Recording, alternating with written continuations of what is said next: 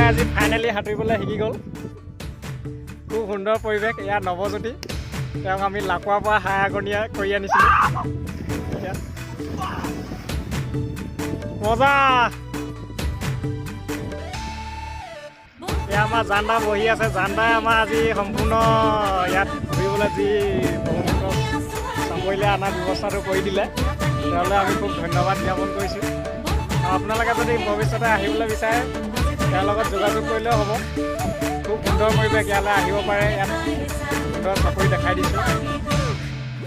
ইয়াত ধুনীয়াকৈ চাপৰিত মাছ ধৰিব পাৰে। আমি জাল চাল চব লৈ আহিছিলোঁ, মাছ ধৰিছোঁ, সাঁতুৰিছোঁ, খুব ভাল লাগে।